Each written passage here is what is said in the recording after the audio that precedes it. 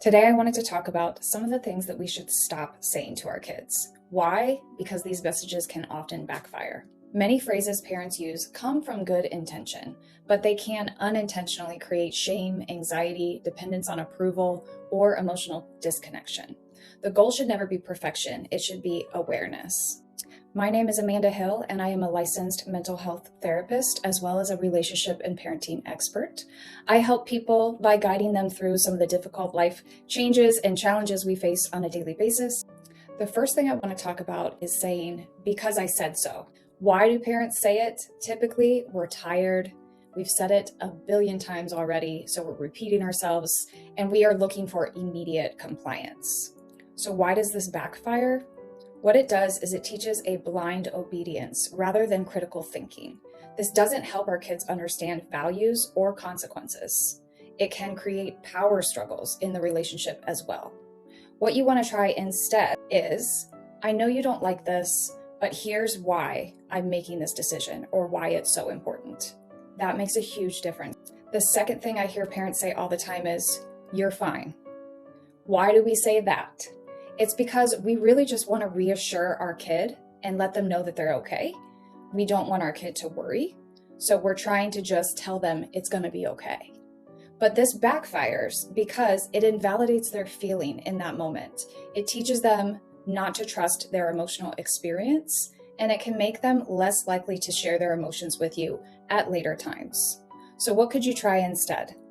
How about, hey, I can see you're upset. Let's talk about what's going on. Get your kid to talk to you a little bit about why they're upset so that you have the time to validate that emotion for them. The third thing I want to talk about is stop crying. Why do we say this? Sounds obvious, right? But sometimes we have discomfort with strong emotions that our kids have. Sometimes it's due to public embarrassment, and sometimes it's just a desire to calm the situation as quickly as possible. This backfires because it teaches emotional suppression. And it sends the message that emotions are unacceptable. It also can create a lot of shame around being vulnerable. And that is definitely not what we want for our kids. So what can you try instead? Let your kid know it's okay to cry. Let's figure out why you're crying, what you're feeling, and then move forward from there.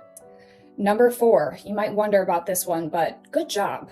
When we say good job to our kids, again, kind of surprising that we don't want to do this, but why does this backfire when we overuse it?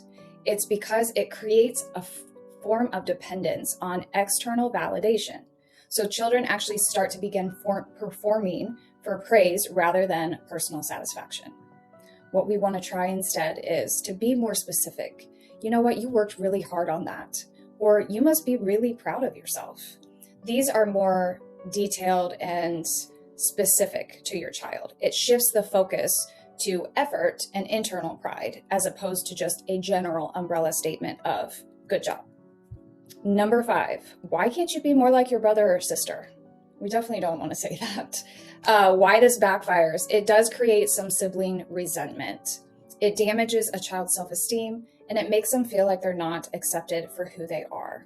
What you might want to try instead is focus on the specific behavior that you're talking about and let them know, I know you're capable of cleaning up your room. Let your kid know, I know you can do this. You are so lazy is number 6.